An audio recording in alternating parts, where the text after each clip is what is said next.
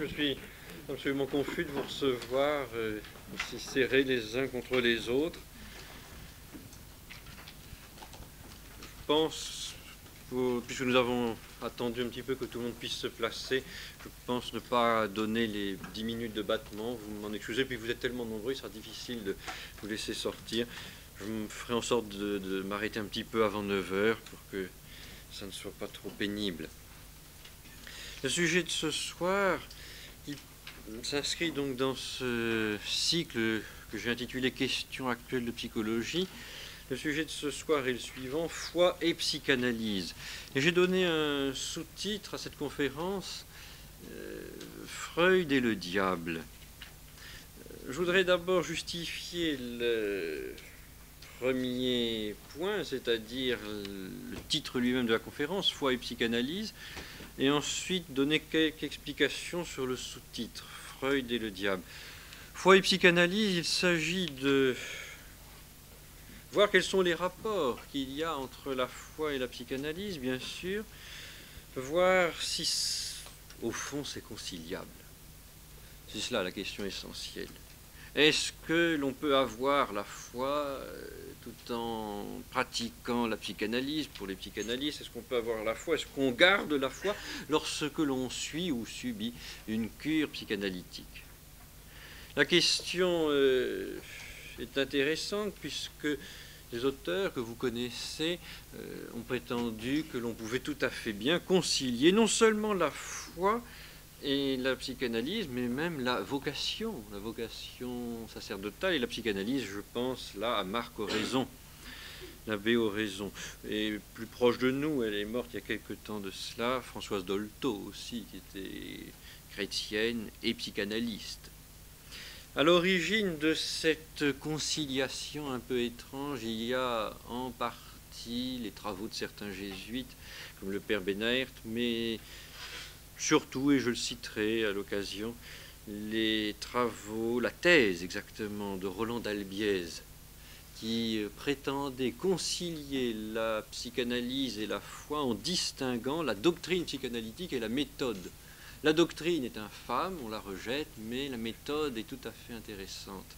Alors on la garde. Et c'est ainsi, par ce biais-là, que d'Albiez prétendait concilier et la foi et la psychanalyse.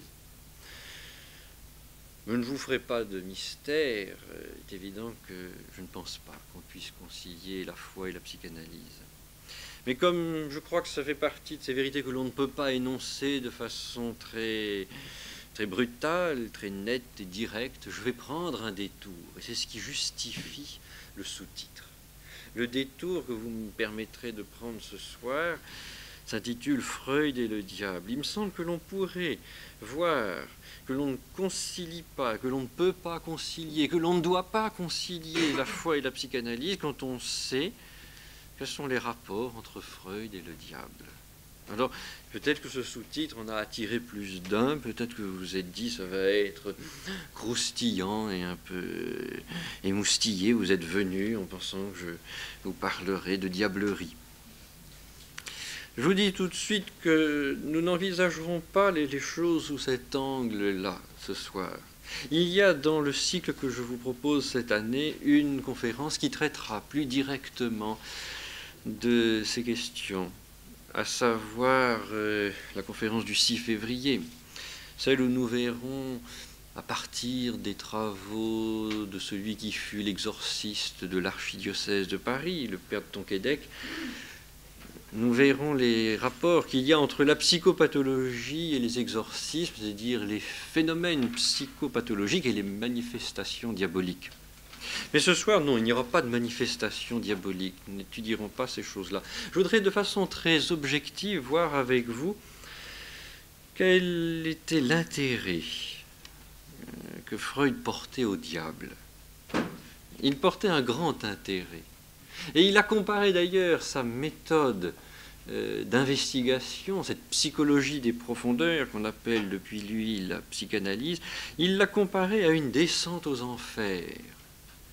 Et ça n'est pas de façon simplement littéraire, poétique, qu'il faisait ainsi allusion à la descente aux enfers telle que Virgile la rapporte dans l'Énéide. Non, On verra que c'était plus qu'une évocation, à mon avis, une invocation.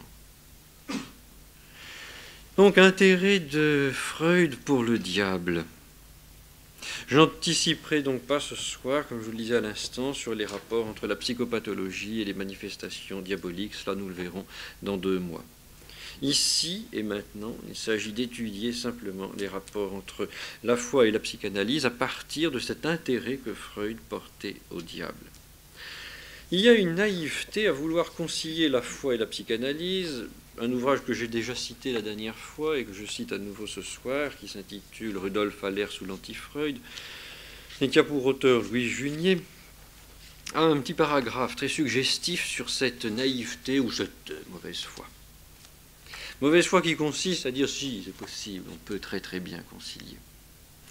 Allers est donc psychiatre viennois ayant fait une grande partie de sa carrière à cause de la guerre aux États-Unis, écrivait ceci. Il y a des gens qui imaginent qu'ils peuvent croire à la valeur de la religion et à la vérité de la psychanalyse, sans être convaincus de contradictions.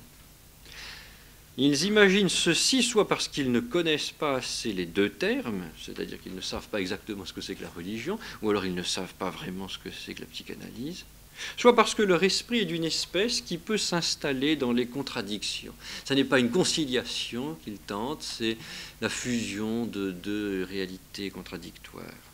Ou encore, peut-être, dit toujours Allers, n'ont-ils pas assez de critique pour s'en rendre compte, pas assez de sens critique.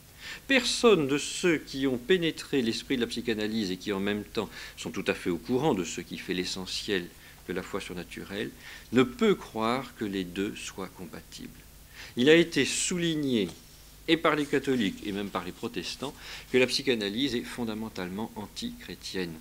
Et ça n'est pas un procès d'intention que fait Allers, il prend les textes, tout simplement. Et Freud lui-même le dit. Il n'y a qu'à lire Totem et Tabou, il n'y a qu'à lire L'avenir d'une illusion, il n'y a qu'à lire Moïse et le monothéisme pour se rendre compte que Freud est fondamentalement, et je dirais viscéralement, parce que c'est à ce niveau-là que ça se situe, oui, viscéralement anti-religieux. Mais comme c'est difficile à faire accepter, eh bien je ferai ce détour. Nous essaierons de voir quels étaient quel était l'intérêt que Freud avait pour le diable. Et je pense que cet intérêt-là sera de nature à éclairer les rapports d'opposition qui existent entre la foi et la psychanalyse. Je finis cette citation. Il n'y a pas moyen de sortir de ce dilemme. On croira au Christ ou à la psychanalyse. La religion pour Freud est une illusion.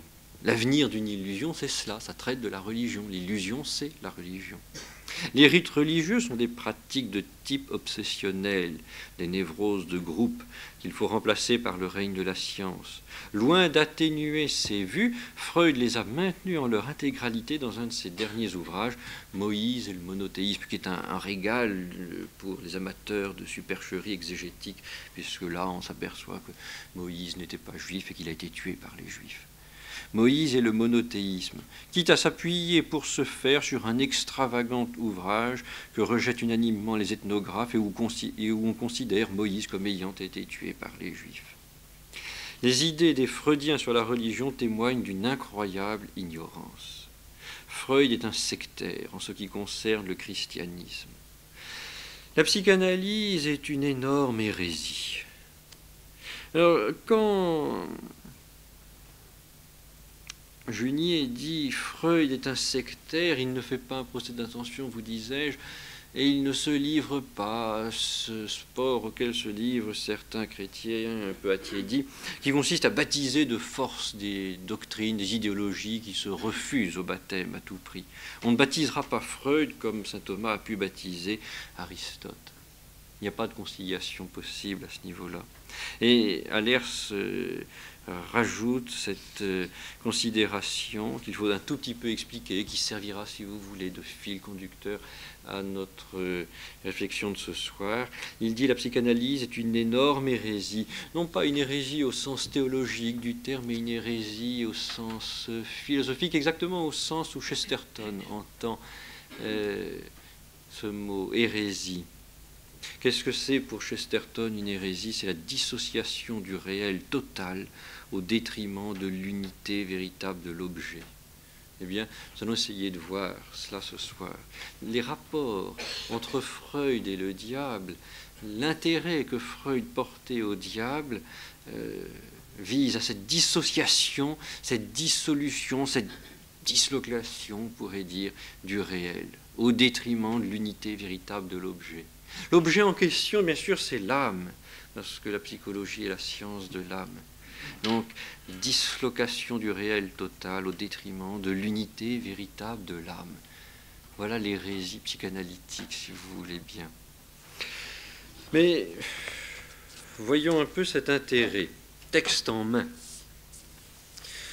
On sait que Freud s'est intéressé à cela pour plusieurs raisons. Tout d'abord, du fait de ses origines familiales, Freud, ce n'est pas une surprise, était d'origine juive et appartenait à une famille non pratiquante qui se rattachait au courant hassidique, c'est-à-dire un rameau de la religion juive, le courant hassidique.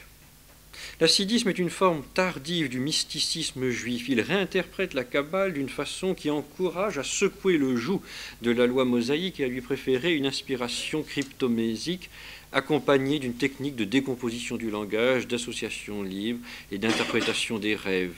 On voit donc là, dans cette citation que je tire d'un ouvrage qui s'intitule précisément Freud et le diable, et qui a pour auteur non pas un révérend père quelconque, mais une psychanalyste bon teint, qui s'appelle Louisa de Urtubey.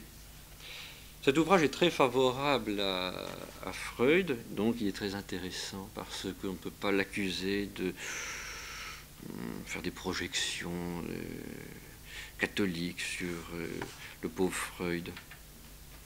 Donc, ce qu'il faut retenir, c'est cela, ce courant hassidique qui réinterprète la Kabbale. Il y a un autre élément, je passe très vite, ce n'est pas cela qui est intéressant au premier chef. Il y a un autre élément, c'est aussi le fait qu'au début de sa carrière, Freud a travaillé avec Charcot. Charcot, le spécialiste des hystériques à la Salpêtrière. Et Charcot, qui était tout à fait positiviste, tout à fait de son siècle, le stupide 19e siècle, Charcot confondait la possession et l'hystérie. Pour lui, la possession, c'est le nom que dans leur ignorance, les clercs, les curés, comme l'on dit pour faire court, avait donné à l'hystérie. Freud donc avait été amené à identifier hystérie et possession, et par le fait même il s'était intéressé aux questions de manifestations sataniques, possession, infestation. Mais ce qui m'intéresse et ce sur quoi je voudrais insister ce soir, c'est tout d'abord, lorsqu'on lit les œuvres de Freud, ces références constantes qui semblent ne pas être simplement des évocations littéraires, citations constantes, références permanentes à Satan, au diable. Alors d'abord, d'une façon qui pourrait nous paraître un petit peu justement innocente, badine, on se dit après tout c'est quelqu'un qui avait des lettres, il avait lu Virgile, alors il parle de Virgile, et ça fait bien. Ça, je crois que ce n'est pas suffisant de voir cela. Voici un texte où Freud explique comment est-ce qu'il envisage l'auto-analyse à laquelle il va se livrer. Donc il va se psychanalyser lui-même. Et il dit, ce sera une descente aux enfers. C'est une lettre du 4 décembre 1896. Il donne dans cette lettre des citations dont il aimerait émailler ses écrits.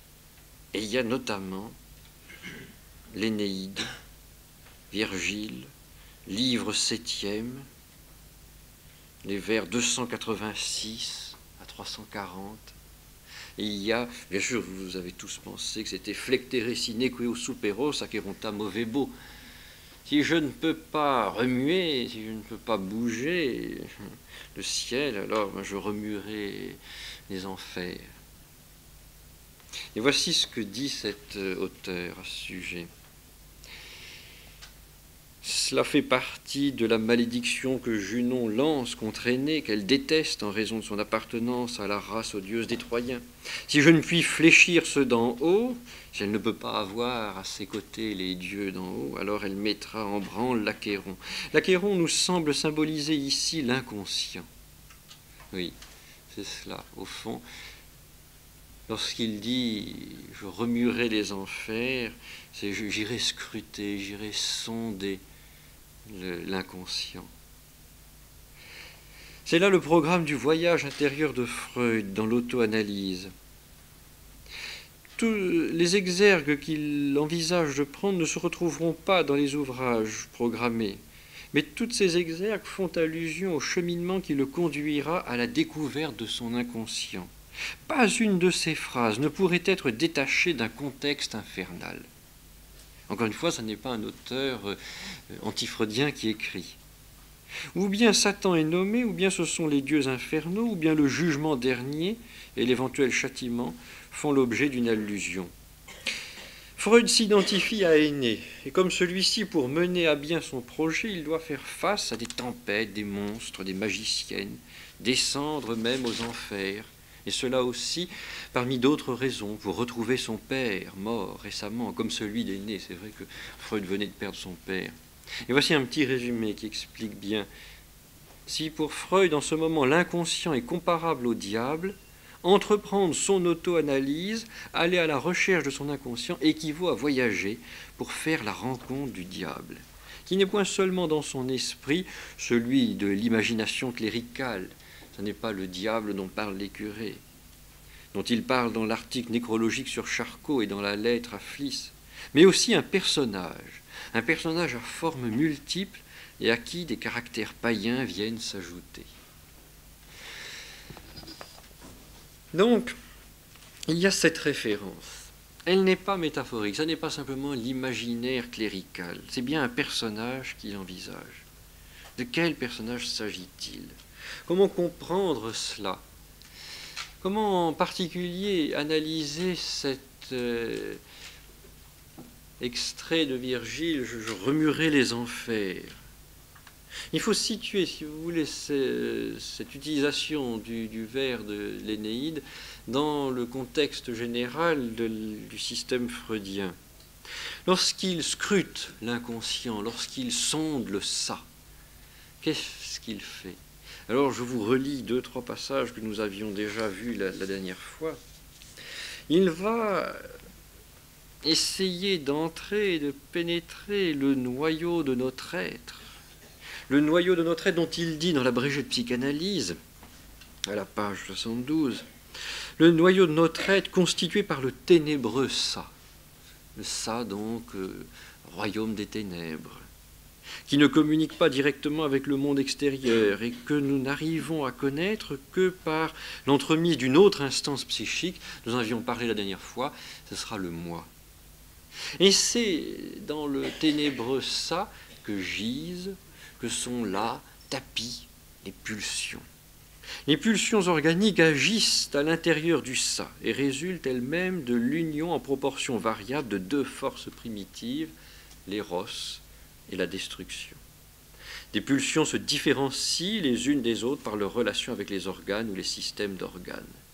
Le seul but des pulsions est, vous le savez, nous l'avions vu la dernière fois, la satisfaction. Elles sont là pour se satisfaire. Seulement, elles sont empêchées de se satisfaire.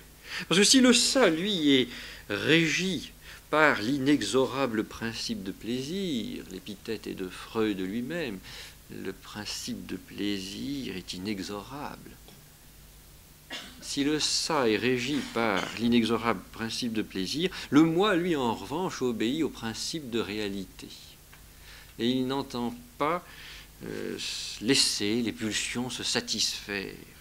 Alors, cette poussée des pulsions, et là c'est un pléonasme, excusez-moi, mais ce surgissement des pulsions dans la vie du sujet, dans la vie de la personne humaine, il y a quelque chose de violent, quelque chose de terrible même. Et l'on essaye d'étouffer, et l'on essaye de temporiser à tout le moins. On empêche ces pulsions de se manifester. On ne veut pas qu'elles emportent tout. Alors, allez les voir, allez les remuer, allez peut-être même parfois les réactiver, c'est une descente aux enfers. Et cela, Louisa de Hurtebay l'a bien vu. Le ça, donc, est coupé du monde extérieur, il a son propre univers de perception, il ressent avec une extraordinaire acuité certaines modifications à l'intérieur de lui-même, en particulier les variations de tension de ses pulsions. Variations qui deviennent conscientes en tant qu'impression de la série plaisir-déplaisir. Tout cela relève de cet hédonisme brutal, presque animal, que nous avions reconnu chez Freud la dernière fois. S'il faut bien saisir, c'est que ces pulsions sont effectivement des forces auxquelles on n'échappe pas. On n'échappe pas à ces pulsions. Dans le système freudien, j'en parle avec flamme, s'agissant du diable, c'est bien la moindre des choses qu'on puisse faire, mais la température ambiante de la salle n'est donc une mise en condition qui vous permettra de mieux assimiler le sujet. Les pulsions, il faut le comprendre, sont une force, et une force que l'on ne peut pas contenir. On n'échappe pas à ces pulsions, on ne peut pas les détourner comme on voudrait, bien sûr. On pourra parler de ces pulsions qui ont été refoulées, puis qui se manifestent de façon détournée par les actes manqués, les lapsus, ou par les rêves. On pourra parler aussi de ces pulsions qui trouvent une certaine réalisation, sinon une certaine satisfaction dans ce qu'on appelle la sublimation. Mais fondamentalement, et encore une fois viscéralement, ces pulsions sont là comme des forces constantes que l'on ne peut pas fuir, dont on ne peut pas se débarrasser. Si vous vous souvenez, la dernière fois, je vous expliquais la différence entre une excitation pulsionnelle qui vient pour Freud de l'intérieur et une excitation, j'allais dire sensorielle, qui vient simplement de l'extérieur. Nous sommes excités par la vue d'une pâtisserie appétissante, cela provoque quelques phénomènes glandulaires, une certaine salivation. Mais si l'on veut faire cesser ces phénomènes, c'est tout simple. Il suffit de passer à une autre vitrine et de passer, je ne sais pas, de la pâtisserie au libraire d'à côté. Et là, bien sûr, tous ces phénomènes de salivation disparaissent, une espèce d'assèchement brutal. L'aridité qui est caractéristique des étudiants face aux livres sans rancune. C'est un règlement de compte, n'ayez pas peur, mesdames, messieurs. En revanche, l'excitation pulsionnelle, elle vient de l'intérieur. On peut passer d'une vitrine à une autre parce que la vitrine est à l'intérieur, à l'extérieur. Mais la pulsion est à l'intérieur et on n'échappe pas à une pulsion. Voilà ce que dit Freud. Je relis un passage que je crois vous avoir lu la dernière fois. C'est dans Métapsychologie, c'est au tout début de l'ouvrage, à la page 15, le chapitre qui s'intitule « Pulsion et destin des pulsions ». Il dit lui-même « Nous découvrons dans l'essence de la pulsion, d'abord dans ses caractères principaux, 2 points, origine dans des sources d'excitation à l'intérieur de l'organisme, manifestation comme force constante, nous en déduisons un de ses autres caractères, impossibilité d'en venir à bout par des actions de fuite. On ne fuit pas ces pulsions, on n'y échappe pas.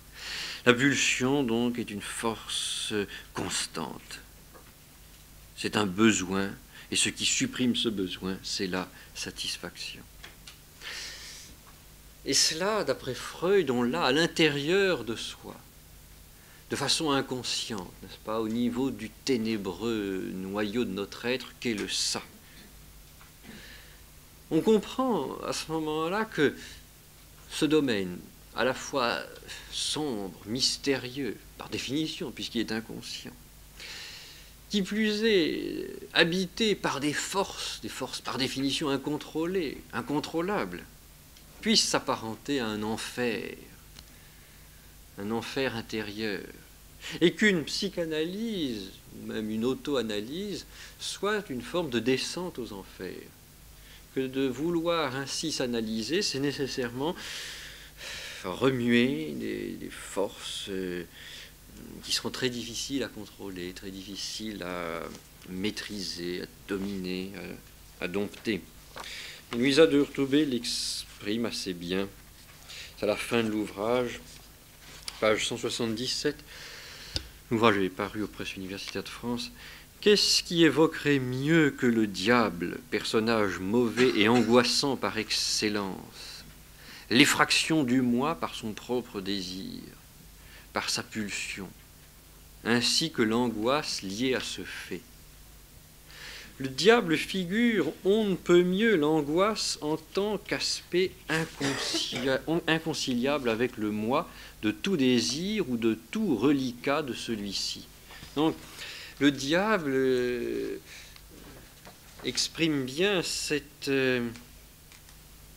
guerre que le ça et ses pulsions, que le principe de plaisir, si vous voulez, pour faire court, livre au principe de réalité qui, lui, domine le moi.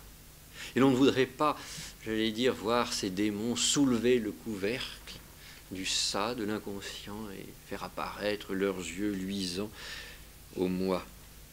Les personnes sensibles peuvent se retirer. Le diable figure on ne peut mieux l'angoisse en tant qu'aspect inconciliable avec le moi de tout désir ou de tout reliquat de celui-ci, et tout aussi bien l'attaque interne de la pulsion, peut-être représentée par le diable. Donc attaque interne de la pulsion, effectivement. Freud, dans un autre texte que je ne cite pas ce soir, montre bien quel est le rôle du moi. Le moi est pris entre deux ennemis. Il a à lutter contre deux fronts. Il y a la réalité à l'extérieur, et puis il y a à l'intérieur le ça.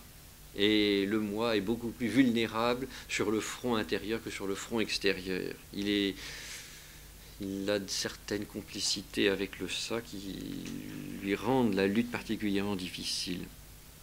Donc cela, ça peut être le diable. Et descendre dans le ça, essayer de le scruter, essayer de l'analyser, c'est d'une certaine façon envisager une descente aux enfers. Donc on s'aperçoit que ce n'est pas simplement une référence littéraire. Ce n'est pas simplement pour faire bien, pour montrer qu'on a feuilleté les pages roses du dictionnaire Larousse, que Freud parle de cet achéron qu'il veut remuer. Quel est son but? Il faut là demander au docteur Lamasson.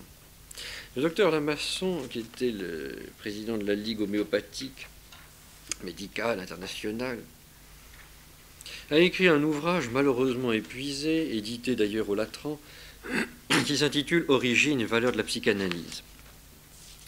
Dans cet ouvrage, on trouve ce que l'on trouve rarement dans les autres études qui traitent de Freud. C'est un texte d'un biographe de Freud lui-même, biographe qui s'appelle Ernest Jones, où Freud confie, où Freud livre, c'est Jones qui nous le rapporte, son intention, son désir. Que voulait-il faire? Tout simplement ce que Copernic avait fait en cosmologie et Darwin en biologie. Il se situe dans cette mouvance-là. Si l'on vous demande un jour quelle est la filiation, quelle est la généalogie, quel est le pédigré, parce que s'agissant de Darwin, des singes et autres animaux, il vaut mieux parler de pédigré que de généalogie, eh bien, si on vous demande le pédigré de Freud, eh bien, dites c'est ça, c'est Copernic, Darwin, et puis Sigmund pour les intimes. Voilà ce qu'il dit. Freud décrit ensuite les coups durs assénés par la science à l'orgueil des humains et à leur narcissisme. Et Freud voudrait lui aussi asséner encore un coup. Ce qu'il appelle le narcissisme, ce qu'on pourrait voir dans un autre ouvrage que je vous citerai tout à l'heure, l'amour-propre, et ce que nous appellerions peut-être tout simplement bien la dignité de l'homme, le fait qu'il ait une raison qui le différencie spécifiquement des animaux. Eh bien, Freud voudrait asséner un coup à cet orgueil-là, à ce narcissisme, à cet amour-propre. C'est-à-dire qu'il voudrait ébrécher cette dignité. Il voudrait, mes étudiants diraient, non pas ébrécher, mais amocher. Il en avait déjà parlé dans ses cours. En cosmologie, disait-il, la première humiliation sérieuse infligée à l'orgueil des humains leur vint des astronomes et se trouve associée au nom de Copernic. Donc Freud voudra infliger une humiliation. Freud veut humilier l'âme humaine. Jusqu'à cette époque, et malgré certaines suggestions faites par les Grecs anciens, en particulier par Aristarque, on était convaincu que notre demeure terrestre était le centre de l'univers autour duquel tournait le Soleil, la Lune et les étoiles. C'était là une preuve de notre importance. Quand il fut reconnu au XVIe siècle que nous habitions un minuscule fragment de matière, que la Terre était l'une des innombrables planètes qui évoluent dans l'univers, l'homme reçut sa première humiliation. En biologie, et Freud admirait énormément Darwin, il a voulu d'ailleurs lui dédier un de ses ouvrages. En biologie, l'homme se croyait privilégié dans le monde animé. C'est vrai, nous pensions quand même avoir une différence spécifique.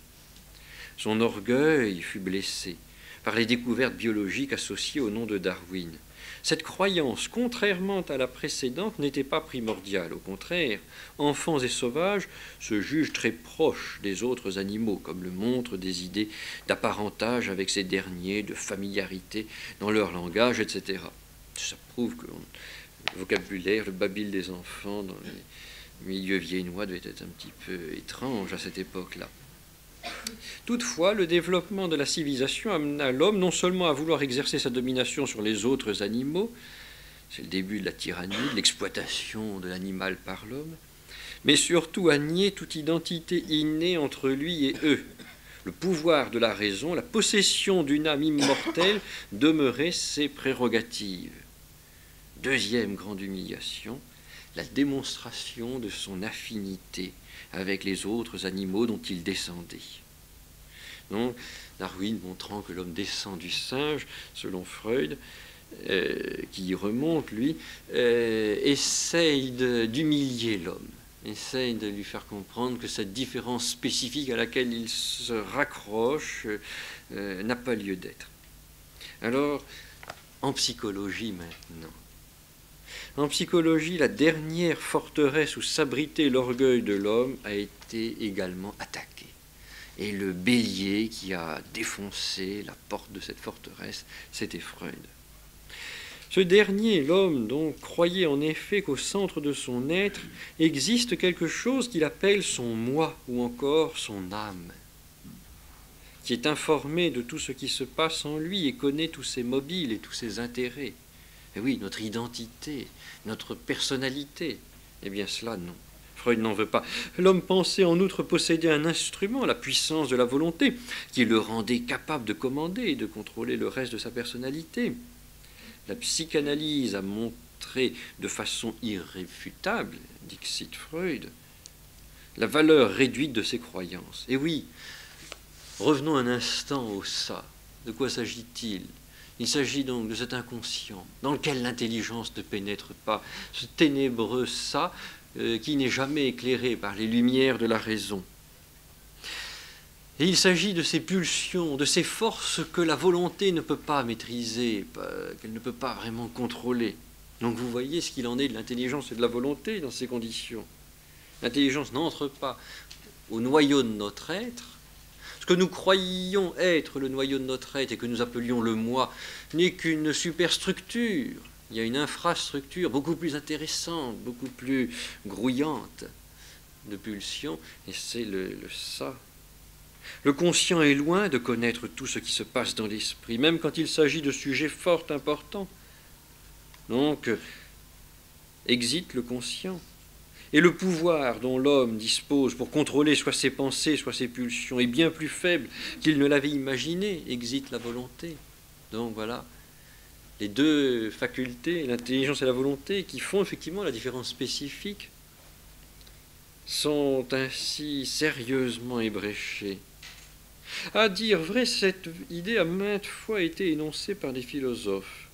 Schopenhauer, en particulier, a souligné l'importance du vouloir inconscient et aussi celle insoupçonnée des instincts sexuels. Mais ce ne fut qu'à partir du moment où la psychanalyse put substituer aux propositions abstraites une démonstration matérielle que l'homme commença à se dire qu'il n'était pas, et voilà l'expression qui explique tout, qu'il n'était pas maître. Il n'était pas maître chez lui, pas maître en son propre logis. Voilà le travail de Freud. Quand Freud descend aux enfers, quand Freud va remuer l'Achéron, c'est pour montrer que l'homme n'est pas maître chez lui, qu'il ne domine pas ses passions, qu'il n'a pas la possibilité de se gouverner comme il l'entend. Il est beaucoup plus gouverné qu'il ne se gouverne lui-même. À peine réalisée la recognition des phénomènes inconscients, cette recognition devrait avoir pour la science comme pour la vie une importance capitale. Voilà donc ce que Jones, le biographe de Freud, nous apprend. Voilà le dessein, voilà ce qu'il veut faire. Il ne descend pas gratuitement aux enfers, ce n'est pas un touriste en Achéron, non, il vient avec une idée précise. Il veut réaliser cette troisième révolution. Il y a eu la révolution copernicienne, que Kant avait réutilisée, semble-t-il, au niveau de la connaissance. Il y a eu la révolution darwinienne, et maintenant il y aura la révolution freudienne. Ces trois révolutions s'emboîtent les unes dans les autres, toutes visent à humilier l'homme, à le faire déchoir, qu'il perde de sa superbe, selon Freud. Et ce qui me semble indiquer que nous sommes sur la bonne piste, c'est cette référence à Virgile.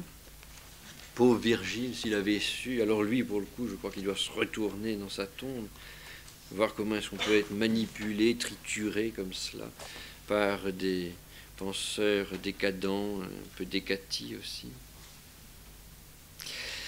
La phrase de Virgile a été utilisée en exergue d'un texte de 1917 qui s'intitule « Une difficulté de la psychanalyse ». Et le titre est très intéressant. De quelle difficulté s'agit-il? La psychanalyse rencontre une difficulté ou soulève une difficulté, c'est que justement elle humilie le narcissisme, l'amour-propre, l'orgueil humain. C'est pour ça qu'elle n'est pas acceptée. C'est pourquoi les hommes se révoltent contre elle. Alors il faudrait essayer de faire passer. Donc Freud, qui met en exergue de ce texte de 1917 une difficulté de la psychanalyse, qui met ce texte de Virgile, je remuerai les enfers, se rend compte que la difficulté vient de là. C'est parce qu'il remue, des réalités un petit peu vaseuses dont les hommes n'ont pas envie d'entendre parler. Voilà une note. Là aussi, je n'utilise que des textes, à part le texte de Lamasson, et encore Lamasson, là, il ne fait que citer un auteur freudien. Je n'utilise que des auteurs freudiens. Il n'y a pas de texte critique émanant de milieux thomistes. Les textes parlent d'eux-mêmes. La chose se dit elle-même clairement. Une difficulté de la psychanalyse. Voilà la note que Bruno Bettelheim, dans cet ouvrage qui s'intitule Freud et l'âme humaine, voici la note qu'il donne. La difficulté qu'il discute, Freud ici, c'est le coup que la psychanalyse inflige à notre narcissisme en montrant que notre moi n'est pas le maître dans sa propre maison. On retrouve cela. Nous ne sommes pas maîtres chez nous, pas maîtres en notre propre logis. Cette blessure à notre amour-propre, Freud la compare à celle que Copernic nous fit subir en nous montrant que la Terre n'est pas le centre de l'univers et à celle que Darwin occasionna en nous forçant à reconnaître combien nous sommes apparentés aux autres animaux. Et alors il donne une interprétation qui sert d'un petit peu plus près le texte de Virgile lui-même. Il rappelle bien sûr le contexte, il dit bien sûr que c'est tiré de l'Énéide. Le sens de cette devise se perd, dit-il, pour quiconque n'est pas familier avec le latin et la littérature latine. Mais avouez qu'avec de pareils textes, il y a de quoi perdre son latin. Même la traduction « si je ne peux pas bouger le ciel, je remuerai les enfers » ne parvient pas à en donner le plein sens. Il faut connaître aussi le contexte dans lequel se place le vers. Dans le poème de Virgile, Junon prononce ces paroles dans le désespoir, parce qu'elle a échoué dans ses efforts pour obtenir l'aide des dieux. Elle doit donc s'adresser aux régions infernales. Et Freud veut faire la même chose. Il pense que l'on ne peut pas s'adresser à la raison, ni à l'intelligence, ni à la volonté. On n'obtiendra rien d'eux. Ce sont des puissances trompeuses. Ce sont des puissances qui entretiennent une illusion sur leur propre compte. Il vaut mieux descendre, il vaut mieux remuer les enfers. Lue dans ce contexte, la devise suggère que ce n'est que lorsque l'aide des puissances du jour est insuffisante ou hors d'atteinte que nous sommes en droit d'appeler à l'aide les puissances des ténèbres, l'inconscient, pour atteindre nos buts, en l'occurrence la compréhension. L'auteur dit ici de nos rêves, il faudrait dire non, la compréhension de soi-même, la connaissance de soi-même. Cette devise convient particulièrement ici car on peut en faire une autre lecture, donner une autre interprétation. Si le monde supérieur, notre esprit conscient, refuse de répondre à l'inconscient, alors le monde souterrain de l'inconscient viendra secouer ce monde supérieur. En nous invitant à le suivre dans le chaos apparent du monde des ténèbres, de l'inconscient et de l'irrationnel, Freud avait l'intention de modifier l'idée que nous avions de l'homme. Et oui, et cela, voyez-vous, ça ne vient pas d'un homme ordinaire. Qui est-ce qui veut effectivement modifier l'idée que nous avons de l'homme? Qui est-ce qui veut recréer l'homme? L'homme qui avait été créé à l'image, à la ressemblance de Dieu. Qui est-ce qui veut bien le recréer? Ah, le singe de Dieu. Et voyez, nous ne quittons pas Darwin, nous sommes toujours au zoo. Freud avait l'intention de modifier l'idée que nous avions de l'homme, mais cela ne pouvait avoir lieu que si nous changions aussi d'idée à propos de nous-mêmes, et si nous parvenions à intégrer la partie nocturne de notre esprit. Modifier la connaissance de l'homme, modifier l'homme lui-même, le recréer. Dieu l'avait créé, un autre esprit viendra qui voudra le recréer. Le démolir pour le recréer. Le dissoudre pour le reconstituer par coagulation, comme on dit dans les sectes. Il y a chez Freud, et c'est Maritain qui nous l'apprend dans une conférence qu'il donnait, dans un article qu'il a livré à la revue thomiste dans les années 30, il y a chez Maritain, viscéralement, parce que ça ne peut pas se situer plus haut, la haine de l'âme. La haine de l'âme humaine. Et cette haine n'est pas une haine proprement humaine.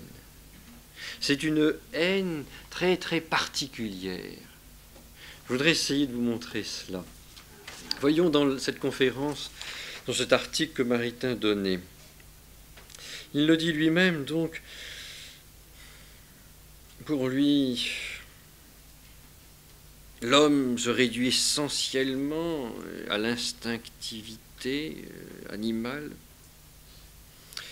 Il résume en 6 notes l'inconscient selon Freud, et ne me dites pas, mais oui, mais c'est Maritain qui l'a dit, donc c'est un petit peu suspect de thomisme. Non, Maritain n'est ici que le porte-parole, si on veut, enfin il ne fait que citer toujours ce biographe de Freud, qui s'appelle Ernest Jones.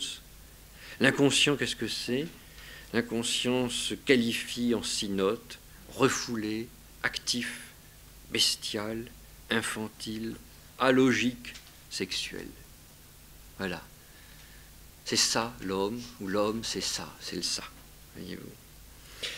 Et Maritain disait, c'est une volonté acharnée chez Freud, volonté acharnée de dénuder la nature humaine, la dénuder, la dépouiller, l'humilier, lui montrer sa laideur.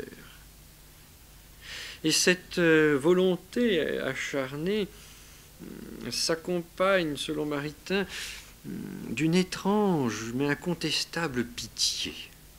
Freud a pitié. Pitié pour le malade, pitié pour l'enfant dont les premières expériences sont des expériences de honte, de douleur. Pitié pour l'homme en proie à tant de démons et perdu de détresse au milieu de lui-même. Mais, dit Maritain, tout cela, ça n'est qu'un déguisement. Cette pitié est là pour faire passer, pour, comme diraient les étudiants dans cette maison, pour fourguer une haine profonde de la forme de la raison. La forme de la raison prise dans le sens scolastique. La forme qui est au-dessus de la matière, la forme qui informe la matière. La matière qui est là, tout à fait inorganisée, mais la forme qui vient lui donner son organisation.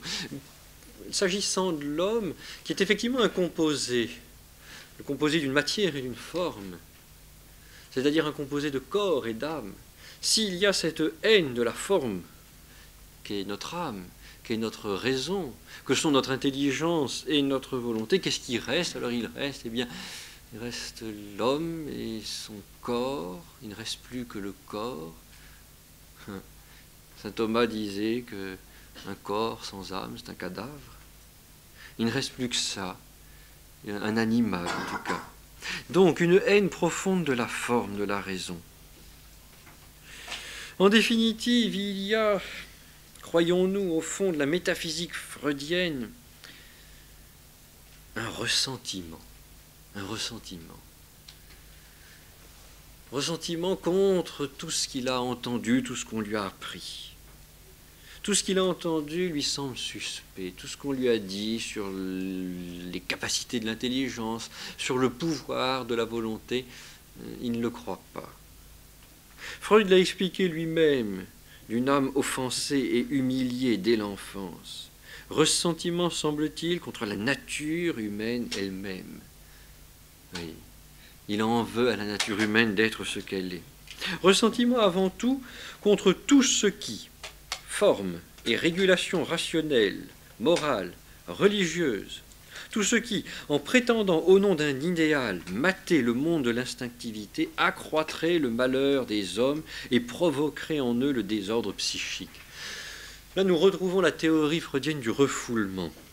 Refoulement individuel, refoulement collectif, refoulement au niveau du surmoi individuel ou du surmoi collectif, refoulement qu'entretient toutes les formes de religion, toutes les formes de morale, et même d'une certaine façon toutes les formes de vie en société. Freud ne veut pas de ces formes, de ces régulations rationnelles, morales, religieuses. Elles ont la prétention de dompter l'instinctivité. Au fond, elles ne font qu'accroître le malheur. Et vous vous souvenez d'une citation que je faisais la dernière fois. Freud expliquait que la névrose avait pour origine un décalage. Un décalage entre le développement pulsionnel, et il employait un terme encore un peu plus cru, le développement libidinal, le développement de la libido, c'est-à-dire de l'instinct sexuel, et puis le développement très retardé du moi. Le moi qui n'arrive pas à suivre, et qui n'arrive pas, si vous voulez, à vivre au rythme des pulsions, qui elles sont là, très, très pressantes, très exigeantes. Alors Maritain lui aussi reprend cet Archeronta movebo de Virgile. Il retrouve cette citation que Freud faisait à ce propos-là. Donc, au fond, les hommes pensent qu'ils seront heureux avec une morale, avec une religion, parce que justement, leur vieil homme, leur concupiscence, leur triple concupiscence, la concupiscence de la chair, la concupiscence des yeux, l'orgueil de la vie, seront dominés, domptés, matés par certains côtés. Eh bien non, c'est pas possible. Et Freud nourrit un ressentiment sauvage contre cette prétention-là. Nous avons déjà noté ce pessimisme amer. Freud est essentiellement pessimiste.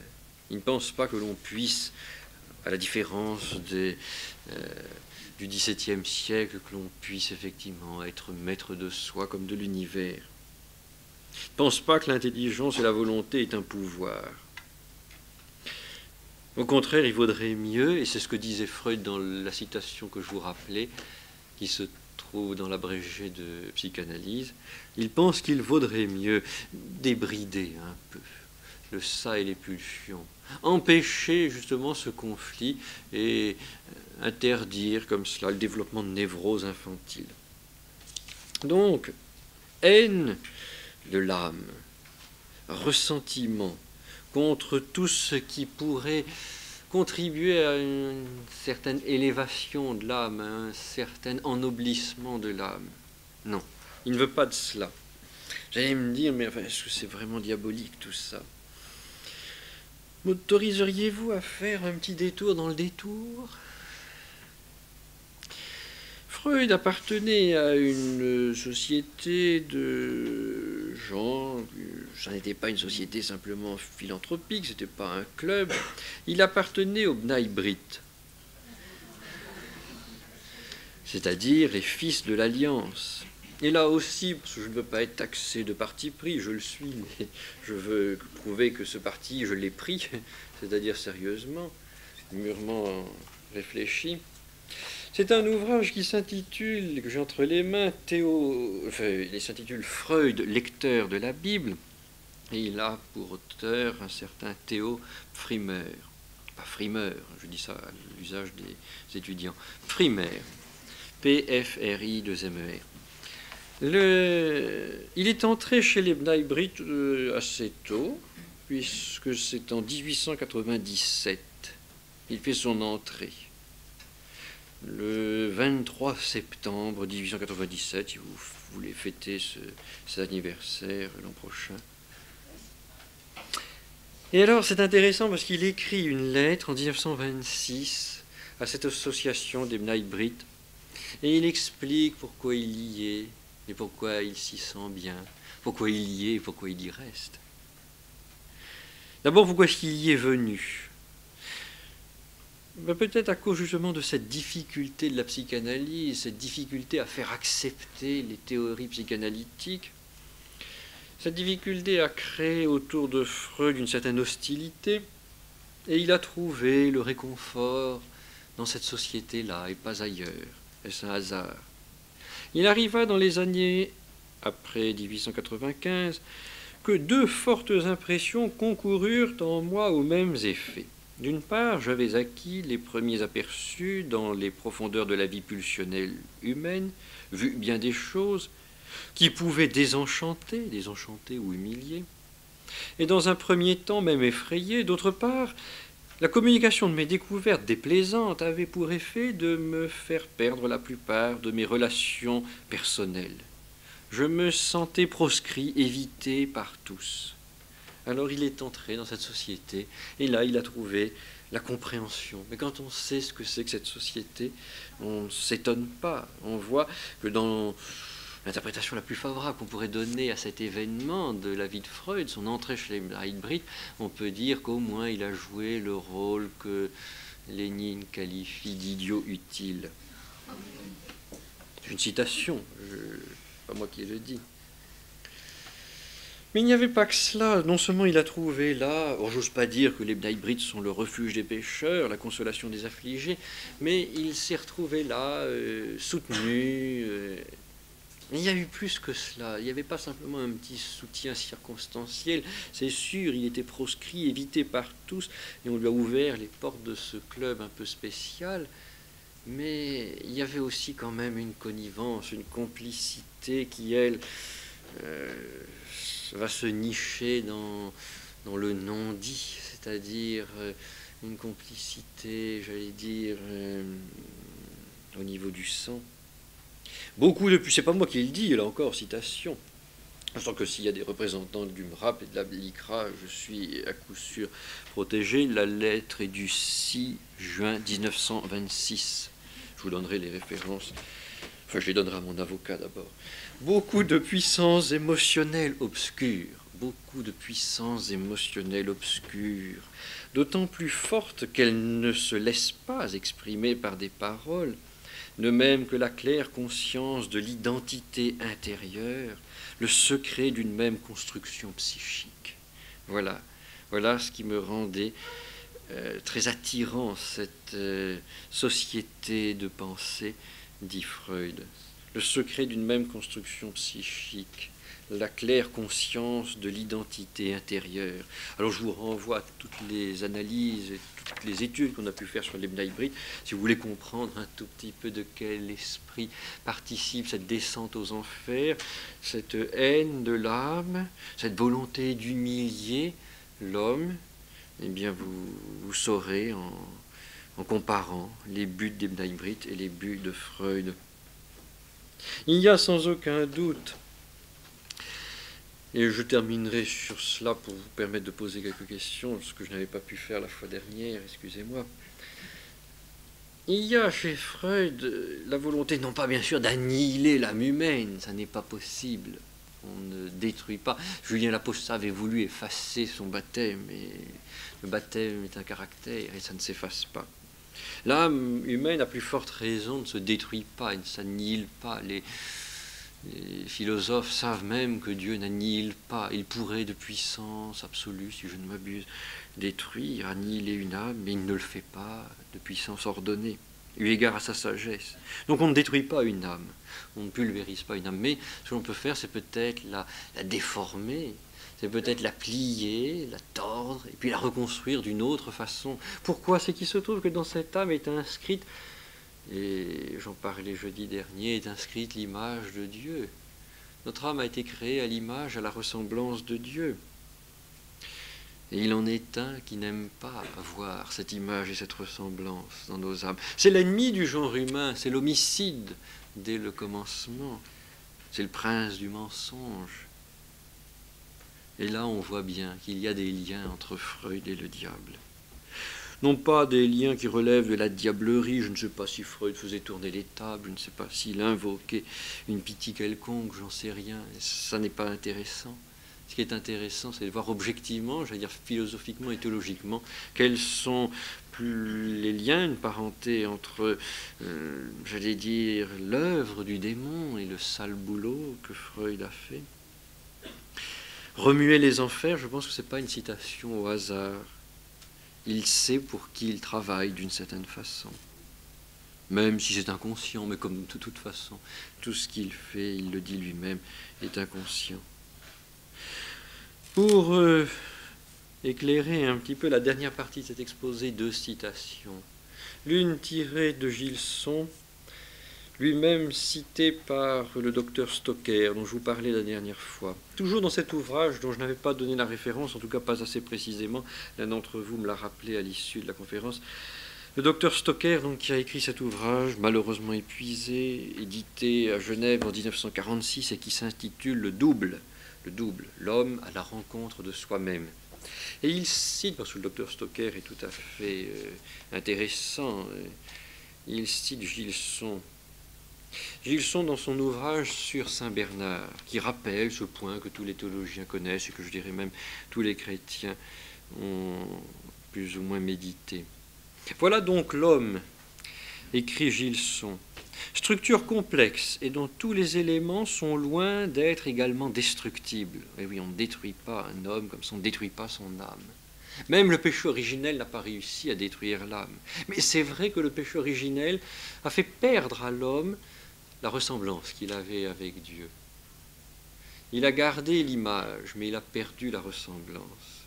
Le point central de la doctrine de Saint Bernard, dit Gilson, c'est que l'image de Dieu en nous ne peut se perdre. C'est pourquoi l'homme reste l'homme, après comme avant la faute. Mais la ressemblance de Dieu en nous peut se perdre. C'est pourquoi en perdant les vertus dont Dieu l'avait doué, pour lier ses délibérations, son choix et ses actions au jugement de sa raison, l'homme a perdu sa ressemblance divine. Donc vous voyez comment est-ce que l'on peut faire perdre à l'homme sa ressemblance divine par le péché.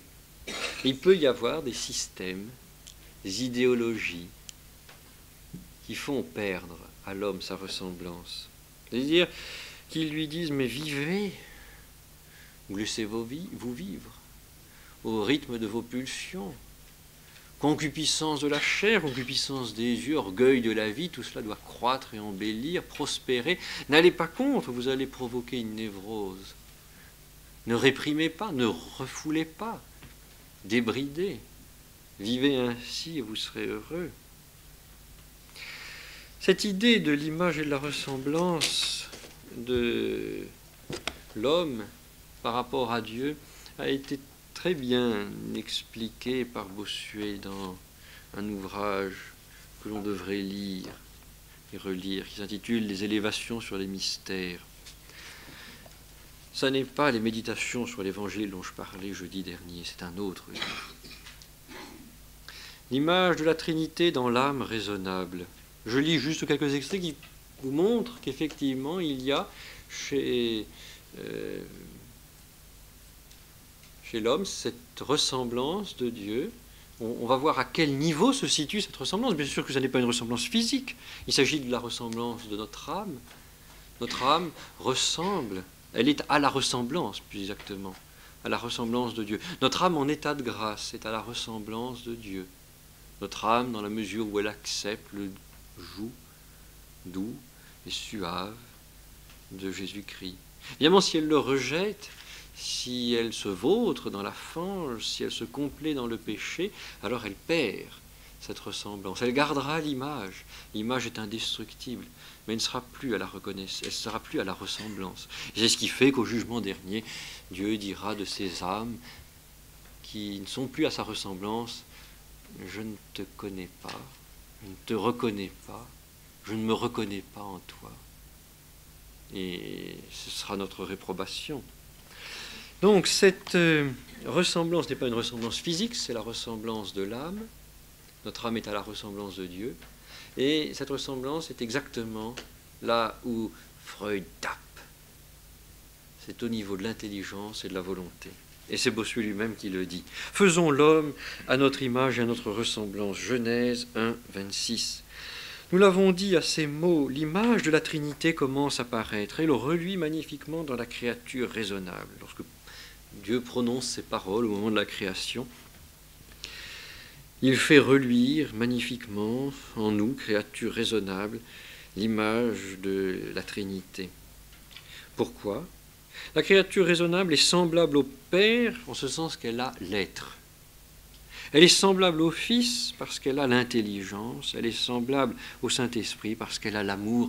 L'amour qui est cette disposition de notre volonté. L'amour se situe au niveau de la volonté, non pas au niveau du concupiscible. Au niveau du concupiscible, il y aura les désirs, mais il n'y aura pas l'amour. Donc notre âme est semblable au Père, au Fils et au Saint-Esprit. Elle a dans son être, dans son intelligence, dans son amour ou sa volonté, une même félicité, une même vie. Vous ne sauriez lui en rien ôter sans lui ôter. Et Bossuet poursuit un peu cette explication, cette méditation qu'il fait sur ce verset de la Genèse, en expliquant qu'une des caractéristiques de cette ressemblance, c'est l'empire que l'homme exerce sur lui-même. C'est parce que l'homme a la capacité de se maîtriser, de se dominer, qu'il est à l'image, à la ressemblance de Dieu. Là, oui, il faudrait que je donne les références. Dans les élévations sur les mystères, c'est la 4e semaine, c'est la 7e et la 8e élévation. La 7e élévation s'intitule « L'image de la Trinité dans l'âme raisonnable ». La 8e, dont je vais vous parler, s'intitule « L'empire de l'homme sur soi-même ». Or, c'est bien cet empire qui a été sapé par Freud. Freud dit qu'il n'y a pas d'empire, il n'y a pas d'emprise, il n'y a pas de maîtrise de l'homme sur lui-même, sur ses passions ou sur ses pulsions. Encore une fois, les pulsions sont tout à fait incontrôlables. Elles sont là comme des forces constantes auxquelles on n'échappe pas, parce qu'on n'échappe pas à ce qu'il y a à l'intérieur de soi. Voici la citation. « Faisons l'homme à notre image et ressemblance, afin qu'il commande aux poissons de la mer, aux oiseaux du ciel, aux bêtes, et à toute la terre, et à tout ce qui se remue ou rampe dessus. » Et là, il y a une exégèse très, très moderne de Bossuet, extrêmement actuelle. Il dit bien sûr, l'homme va avoir le gouvernement de toutes les créatures inférieures. Il va pouvoir commander à tous les oiseaux, à tous les poissons. Il va pouvoir dominer. Il est le roi de la création. Mais, dit Bossuet, s'il est maître de l'univers et s'il n'est pas maître de lui-même, son empire est bien fragile. Il faut donc concevoir, il faut donc interpréter cette phrase comme une invitation à la maîtrise de soi, et non pas simplement à la maîtrise de l'univers. Ça n'est pas Genèse 1,26, le slogan des pragmatistes qui veulent dominer l'univers. Ça n'est pas, comme disait Marx, excusez pour cette référence peu biblique, on a assez contemplé le monde, maintenant il faudrait le dominer et le changer surtout. Non, Bossuet n'était pas marxiste. Et il disait ceci: travaillons à rétablir en nous-mêmes l'empire de la raison. Contenons les vives saillies de nos pensées vagabondes. Par ce moyen, nous commanderons en quelque sorte aux oiseaux du ciel. Donc il va reprendre chacune des expressions de la Genèse, et il va leur donner un sens moral, un sens que nous qualifierions ici de psychologique, puisque c'est de psychologie qu'il s'agit. Empêchons nos pensées de ramper toujours dans les nécessités corporelles. Ne nous vautrons pas, si vous voulez bien, comme font les reptiles sur la terre. Par ce moyen, nous dominerons ces bas sentiments et nous en corrigerons la bassesse. Ceux-là s'y laissent dominer qui, toujours occupés de leur santé, de leur vie mortelle et des besoins de leur corps, sont plongés dans la chair et dans le sang, et se remuent sur la terre, c'est-à-dire qu'ils n'ont aucun mouvement que ceux qui sont terrestres et sensuels. Ce sera dompter les lions que d'assujettir notre impétueuse colère. Nous dominerons les animaux venimeux quand nous saurons réprimer les haines, les jalousies et les médisances. Nous mettrons le frein à la bouche d'un cheval fougueux quand nous réprimerons en nous les plaisirs. Quelle nécessité de pousser plus loin la similitude, ni de nous appliquer celle des poissons. Alors il dit pourquoi le faire, et il le fait bien sûr après. Nous pourrions dire seulement que leur caractère particulier aux poissons est d'être muets, de ne respirer jamais l'air et d'être toujours attachés à un élément plus grossier. Tels sont ceux qui, possédés du démon sourd et muet, n'écoutent pas la prédication de l'Évangile et sont empêchés par une mauvaise honte de confesser leurs péchés. Ils sont toujours dans des sentiments grossiers et entrevoient à peine la lumière du soleil. Sortons de ces mouvements charnels où nous nageons, pour ainsi parler, par le plaisir que nous y prenons. C'est vrai, il y en a qui sont dans le plaisir comme des poissons dans l'eau. Nous exerçons, les requins en particulier sont comme cela, nous exerçons une espèce de basse liberté en nous promenant d'une passion à une autre et ne sortant jamais de cette basse sphère, pour ainsi parler, ni de cet élément grossier. Quoi qu'il en soit, dominons en nous tout ce qu'il y a d'animal, de volage, de rampant. S'il se faut servir de notre imagination, que ce soit en l'épurant de toute pensée corporelle et terrestre, et l'occupant saintement des mystères de Jésus-Christ, etc. Donc vous voyez, ces deux élévations montrent bien. L'homme est à l'image, à la ressemblance de Dieu, parce qu'il a une intelligence, il a une volonté, enfin il a l'être d'abord, il a une intelligence, il a une volonté, capable d'amour, mais aussi, si vous voulez, il faut qu'il montre cette image et cette ressemblance en acte, pas simplement comme cela, en parole. Et en acte, c'est par la maîtrise de lui-même sur ses passions. Or, Freud a détruit cette maîtrise. Pour lui, l'intelligence, encore une fois, ne permet pas d'éclairer l'inconscient et la volonté n'a aucun pouvoir sur les pulsions, ou alors un pouvoir très, très détourné. Revenons donc à la phrase qui nous servait de point de départ, si vous voulez bien, et j'en aurai fini. C'est cette phrase de Allers. La psychanalyse est une énorme hérésie. Non pas au sens où l'entend la théologie catholique, mais au sens plus général où Chesterton emploie ce mot, dissociation du réel total au détriment de l'unité véritable de l'objet. J'avais cru bon d'expliciter un petit peu ce mot, dissociation, je vous disais dislocation du réel total. Il y a effectivement un démembrement, une dislocation de l'âme. Il n'y a plus cette unité. Alors, ce n'est pas simplement une dislocation, ce ne sont pas simplement des disjecta main-bras, il y a une amputation pure et simple. Il y a des membres qui ont disparu, dont on ne veut plus parler. C'est l'intelligence, c'est la volonté qui sont mises comme cela. Bon, je ne dis pas qu'elles ont disparu, mais elles sont reléguées dans un coin. Elles n'ont plus le rôle qu'elles devraient avoir. En tout cas, elles n'ont plus cette possibilité d'exercer une maîtrise sur les passions, sur les pulsions, comme dit Freud. Donc, c'est un hérétique, en ce sens qu'il a fait un choix. Airéo, en grec, si je m'en souviens un peu, ça signifie choisir. L'hérétique, c'est celui qui choisit, et qui, choisissant, exclut. Ayant choisi, il a exclu. Il a choisi le ça, et il a exclu le reste. Il a exclu le supérieur, il a exclu ce qui fait notre dignité d'être humain, ce qui fait que nous ne sommes pas que des animaux, mais que nous sommes surtout des animaux raisonnables, rationnels. En ce sens, on peut dire s'il est hérétique, au sens philosophique, s'il cherche à gommer, à effacer l'image, en tout cas la ressemblance de celui qui nous a créés, ça n'est pas quelque chose de purement humain. S'il fait cela, on peut dire qu'il y a bien ce que toujours les gens d'en face appellent, sinon l'idiotie utile, l'alliance objective. Freud roule pour le diable, qui peut-être roule Freud, mais ça, peu m'importe. Il y a une alliance objective. Le travail auquel il se livre n'est pas un travail ordinaire. Ça n'est pas simplement le fait d'ébrécher un petit peu l'intégrité de l'âme humaine.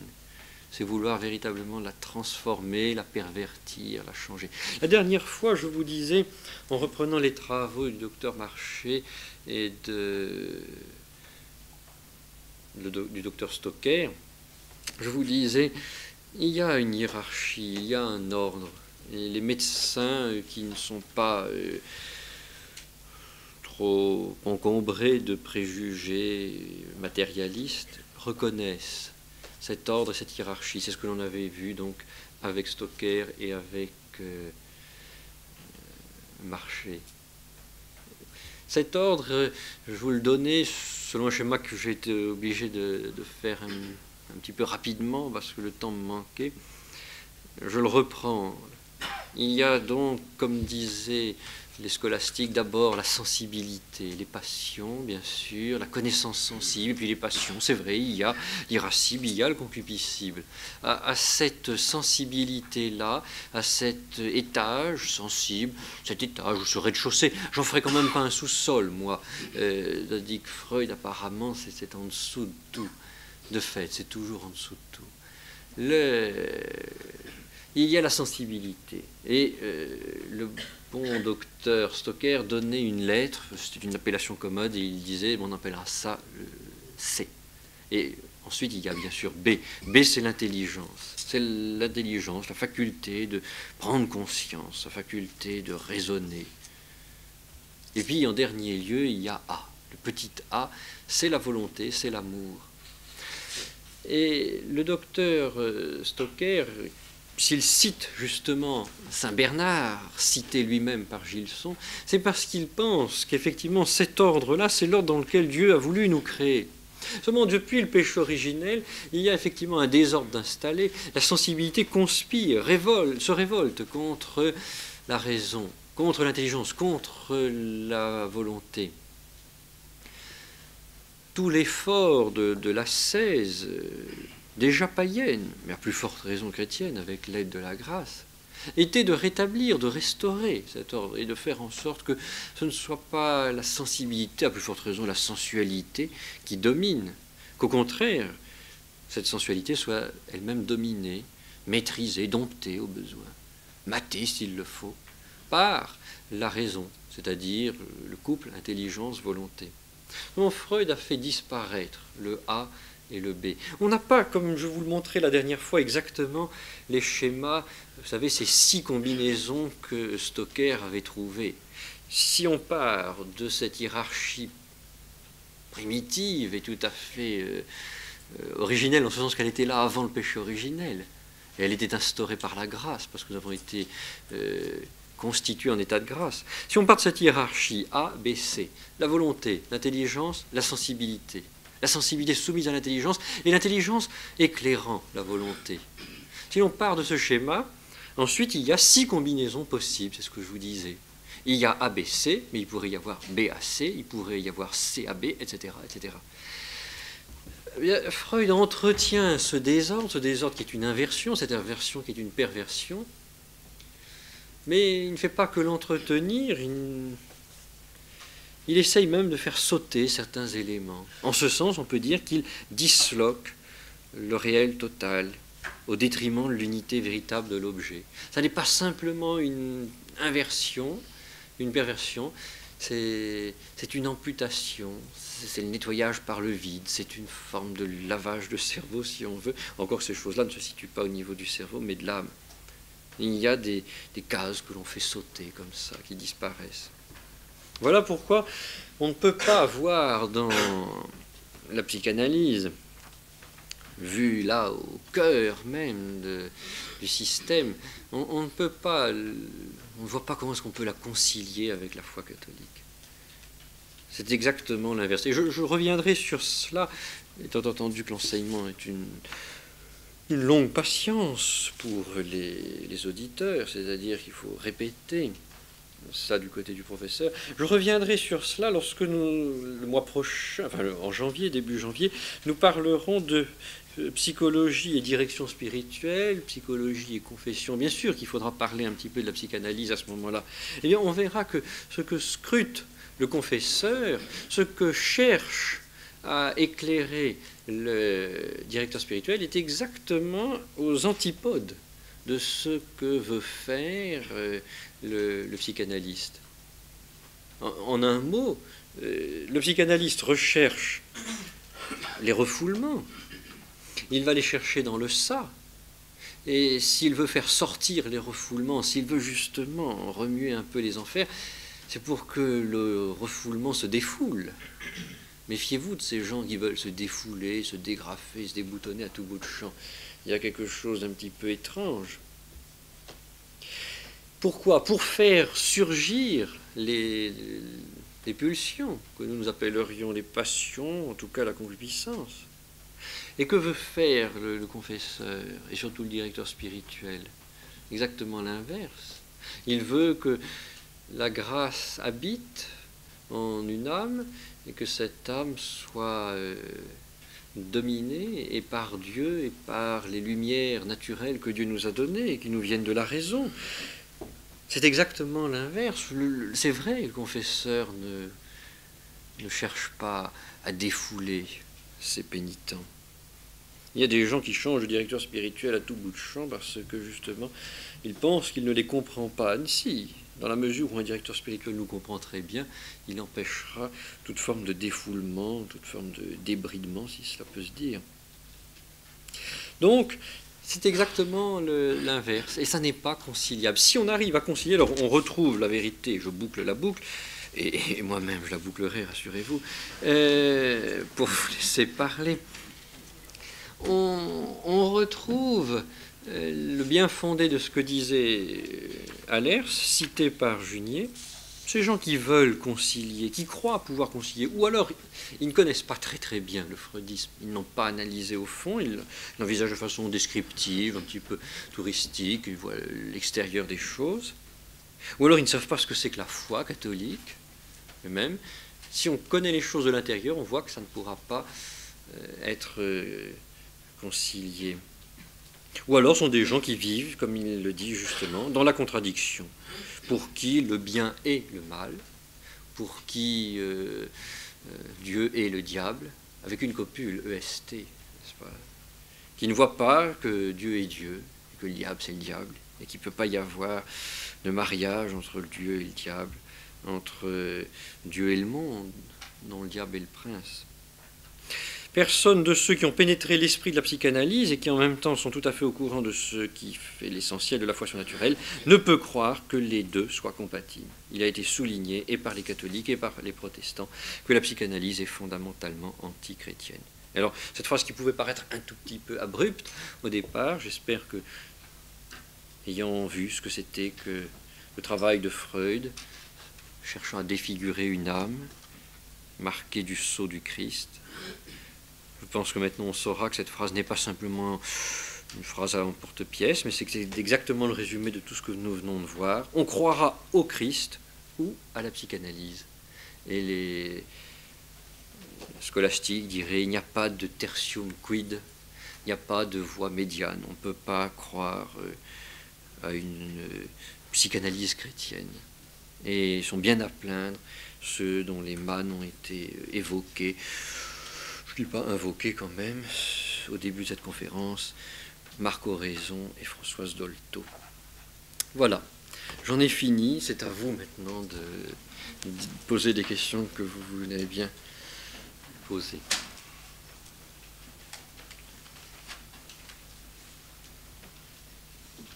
J'ai réussi à vous endormir, je vais me sauver sur la pointe des pieds pour ne pas vous réveiller.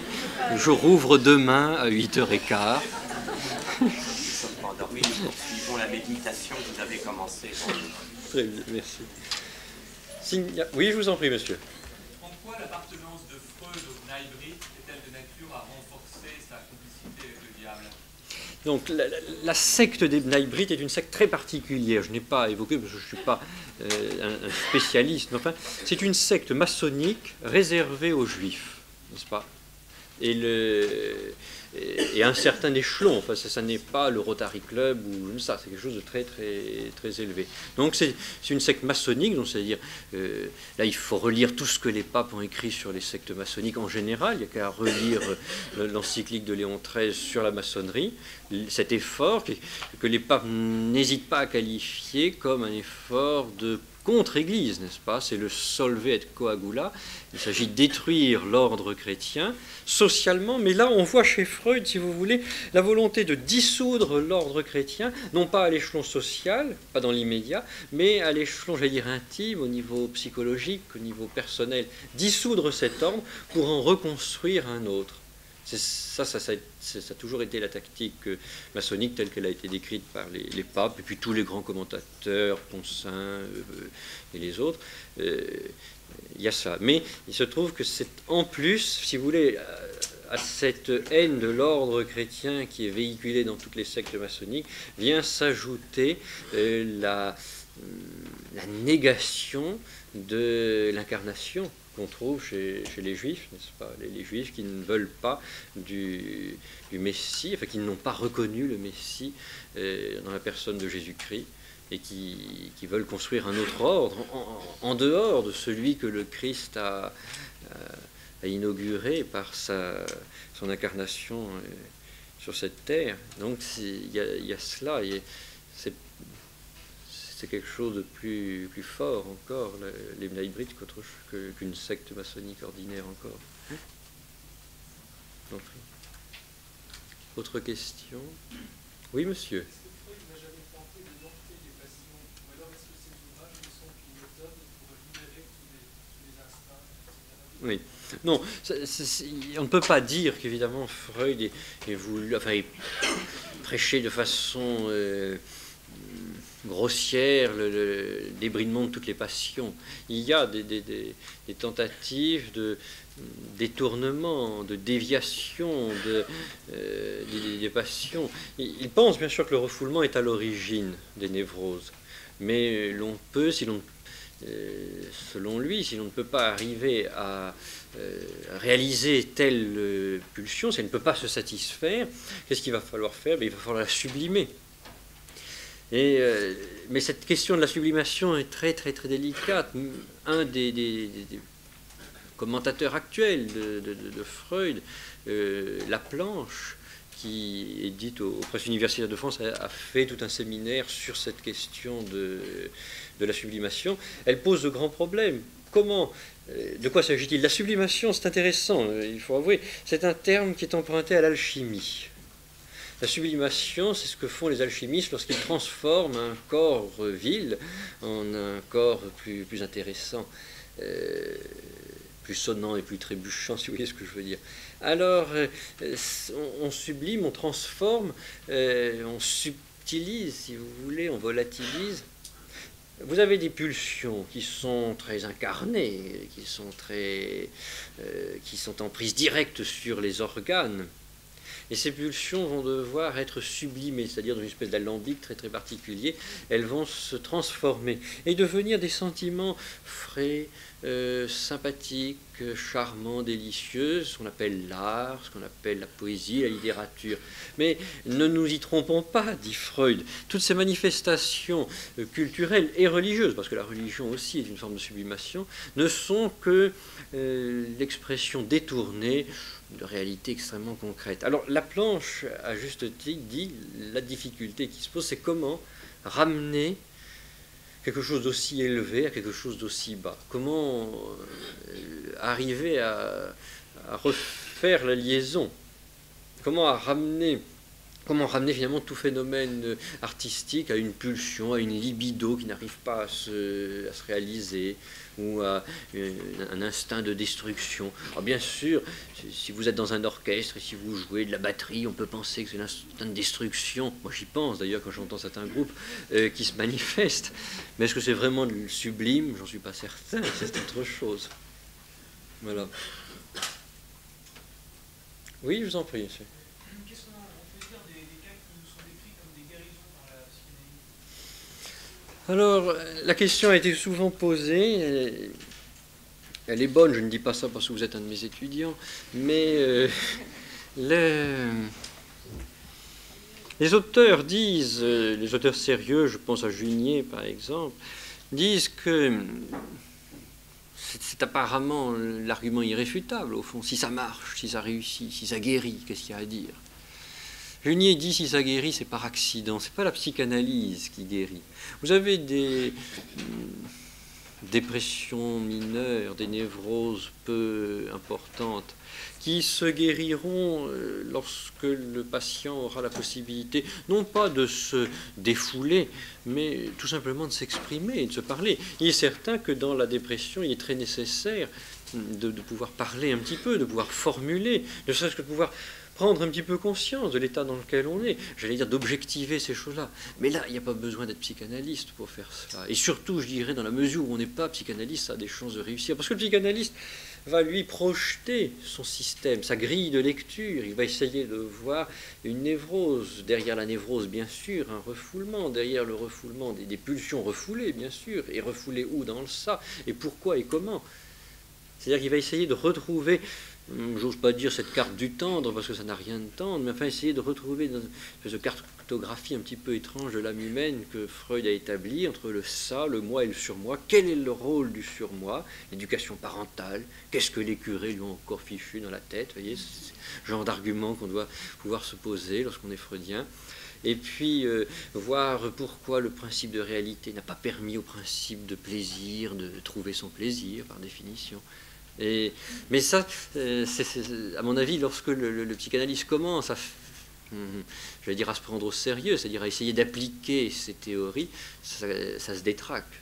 En revanche, si le psychanalyste a une faculté d'écoute, comme certaines personnes qui n'ont pas fait d'études de psychanalyse l'ont, ça peut effectivement aider. Et cela, ça va. Quand vous dites ça guérit, pour ces petites choses, oui. Mais il y a des cas alors spectaculaires qui relèvent, là, c'est Knock, c'est Sigmund Knock, c'est ça vous chatouille, ça vous gratouille, tout bien portant est un malade en puissance, comme disent les scolastiques. Qu'est-ce qu'il faut faire? Alors il faut le maintenir, et les cures psychanalytiques sont très longues, très longues, et très chères, très chères. C'est très long, il y a des cas par exemple, ça a duré 10 ans, 20 ans, et puis il faut payer. Et il ne faut surtout pas que ce soit remboursé, enfin dans la mesure du possible, parce que ça fait partie de la cure. Si ça paye, si c'est cher, donc c'est rare, et si c'est rare, donc c'est bon. Enfin, c'est intéressant. J'exagère, je sais qu'il y a certaines cures qui actuellement sont plus courtes, certains psychanalystes s'en rendent compte, alors ils ont raccourci un petit peu, alors une espèce de fast psychanalyse, comme les fast-food, ça va beaucoup plus vite et ça peut être un peu moins cher, on peut s'entendre, on peut négocier, il y a des prix d'amis, enfin, si ce sont des amis. Quelle est la différence entre le psychanalyste et le psychothérapeute? Alors, différence entre psychanalyste et psychothérapeute. En soi, si on prend les mots, le psychothérapeute, donc, c'est celui qui cherche à soigner une maladie psychique par des moyens psychiques, donc par des entretiens, en écoutant le patient. Pas nécessairement en donnant des médicaments que donneront plus facilement un neuropsychiatre ou un psychiatre, tout simplement. C'est une bonne chose. Pour certaines maladies, c'est vrai que ça doit se faire comme ça. Et il y a même des maladies où on a besoin d'utiliser des médicaments, mais il faut aussi un soutien psychothérapique, ça c'est vrai. Mais le psychanalyste, lui aussi, a envie de soigner le psychisme avec des moyens psychiques. Le divan n'étant qu'un accessoire, mais il faut ensuite parler, et puis on essaye d'interpréter, on essaye de voir les choses. Seulement, ça n'est pas de façon neutre, il vient, lui, avec un système, avec une grille de lecture qui est celle de Freud. Si vous voulez, c'est un psychothérapeute, mais avec un label particulier. Mais la démarche est toujours de guérir le psychisme par des moyens psychiques, par des psychothérapies, c'est cela, oui. Je vous en prie, madame. Je suis médecin et Je vous en prie. j'ai fait beaucoup de psychothérapie. C'est bien. Tout à le temps comme psychothérapeute. Oui. Les gens ont besoin de savoir qu'ils sont une unité, Voilà. qu'ils sont leur corps. Et il n'y a rien de plus agaçant que les gens qui arrivent en disant j'ai un estomac, c'est psychique, etc. Il y a une espèce de division qui a été nécessaire, je pense, pour définir beaucoup les voies de comportement, les voies d'esprit, qui fait que le mot psychique est devenu quelque chose d'extérieur à l'homme, pratiquement. Et ils arrivent avec leur psychisme et puis leur maladie. Et une des premières choses, je crois, que beaucoup de psychothérapie réelle, Oui, c'est de leur rendre confiance dans le fait qu'ils sont un, c'est ça. et que la psyché, c'est toutes les cellules de leur corps est porteuse de psyché. Et les dernières découvertes, d'ailleurs, récentes sur l'immunologie, ont montré que il y a des lymphocytes qui sont directement induits par des neuromédiateurs et qui ont une état de défense ou de contrat de dépression ressentis psychiquement, ou au contraire peut, par un simple cette remise en état psychique, faire réagir les gens contre leur maladie. Exactement. Faire vivre autrement. Oui. Et si vous voulez, alors, j'apporte ma petite pierre, sinon mon grain de sel. Les scolastiques, enfin les philosophes réalistes, qui sont tout à fait justement partisans de cette unité, n'est-ce pas, du corps et de l'âme, ce qu'on appelle une union substantielle. Il n'y a pas une union accidentelle. Et on ne doit pas traiter effectivement l'homme comme ça en deux parties. Il y a le psychique d'un côté, il y a le somatique de l'autre. Il faut retrouver cette unité. Et on voit d'ailleurs chez pas mal de médecins sérieux cet intérêt. D'ailleurs, il n'y a qu'à voir toutes les études qu'on fait maintenant sur les maladies psychosomatiques, justement, qui montrent bien ce lien et le rôle du moral pour la guérison, donc c'est-à-dire le rôle du psychique pour des guérisons qui, elles, doivent être enregistrées au niveau physique.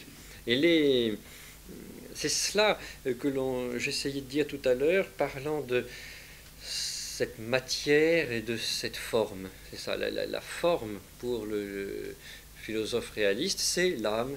Et la forme informe la matière. Elle n'est pas là comme le voulait Platon, c'est-à-dire parachutée dans un corps et emprisonnée dans un corps. Elle est là pour animer le corps. L'âme anime. Anima, animat. C'est tout simple. Voilà. Non, Fred.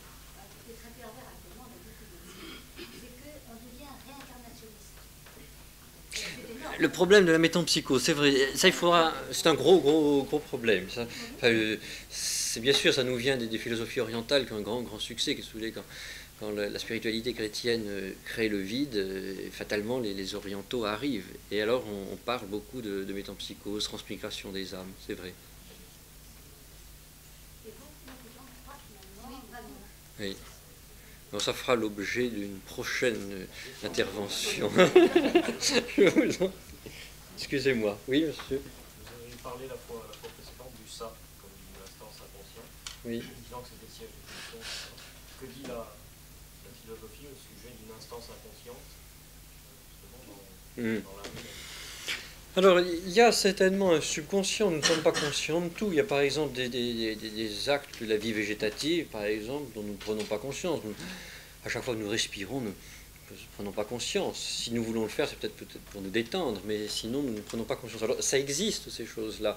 Il y a, les scolastiques eux-mêmes avaient reconnu ça, il y a des choses qui se passent à l'intérieur de nous-mêmes qui nous échappent, que nous ne contrôlons pas. Par exemple, notre respiration, à moins de faire un effort spécial, habituellement, nous ne la contrôlons pas. Notre digestion non plus, nous ne la contrôlons pas. Ça se fait comme cela. On peut en prendre conscience, mais ça n'est pas cette instance particulière que que Freud a trouvé avec le ça. Et il ne faut pas croire qu'il n'y a que les scolastiques qui soient contre l'inconscient. Il y a des philosophes existentialistes, par exemple, même Sartre était contre cette notion d'inconscient, parce qu'il disait, mais si vraiment c'est inconscient, comment est-ce qu'on peut en prendre conscience? Si c'est vraiment inconscient, si c'est subconscient, c'est pas la même chose, c'est sous le seuil de la conscience. C'est, comme on dit maintenant, c'est subliminal, c'est-à-dire c'est sous le seuil, sublimen, sous le seuil de la conscience, d'accord? Et on peut faire passer d'en dessous au-dessus. Ça se comprend. Si vous voulez, c'est une conscience que nous avons de façon potentielle et on la fait passer de façon actuelle. Bon, ça, c'est possible. Mais quelque chose qui de soi serait complètement inconscient, on ne voit pas comment est-ce qu'on pourrait vraiment y entrer. Et il y a des auteurs... Même des auteurs qui ne sont pas du tout catholiques, par exemple Debré Ridzen, qui n'est pas catholique du tout, et qui le dit lui-même, c'est pas un procès que je lui fais, lui aussi dit non. Alors lui il parle d'une mythologie, toutes ces instances, etc., il les envisage comme des mythologies. Vous avez... Non, alors, j'aime pas trop le titre, parce que ça écorche un petit peu, ça érafle quelque chose que nous enseignons ici. Ça s'intitule La scolastique freudienne. Donc il envisage le freudisme comme la scolastique, c'est-à-dire quelque chose complètement a priori et tout à fait gratuit. La scolastique, c'est quand même pas mal, en soi, c'est quelque chose d'objectif et de réaliste. Je crois qu'il ne faut pas employer le terme de scolastique pour Freud. Mais si on entend scolastique dans un sens très péjoratif et tout à fait indu, à mon sens, alors oui, d'accord. Et ça, vous pouvez le lire. C'est un livre intéressant, parce que d'abord, Debré Ridzen est un médecin reconnu et qui est intéressant à plusieurs points de vue, mais il le fait en tant que scientifique, simplement. Vous pouvez donc vous reporter à cet ouvrage. Voilà. Bien. Je vous en prie, madame, je vous en prie. Je pense que Freud a mis sur le divan des personnes qui feraient bien d'aller se confesser les premièrement, parce que les meilleurs psychanalystes, c'est pas eux. D'autre part, le premier problème psychique que la société a eu, c'est la révolution de 89, qui a donné cette décès d'après. Et je pense que c'est justement cette coupure avec le père qui est... Mais le premier problème... Et dans cette lignée de la déstabilisation de Dieu sur les hommes. Ça, sûrement, c'est ce que j'ai essayé de montrer.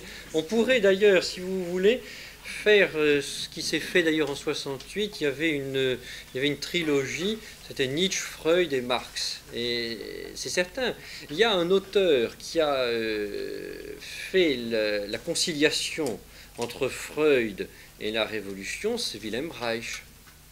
Et après lui, ça a été Marcuse. Et Marcuse, dans L'homme unidimensionnel, il a donné le mode d'emploi de la Révolution de 68.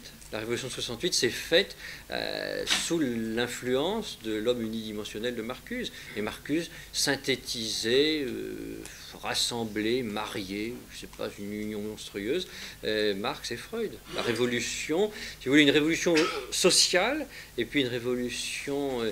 psychologique, révolution psychologique qui sera une inversion, alors une perversion. Et ces alliances se sont faites, il n'y a aucun doute. Bien.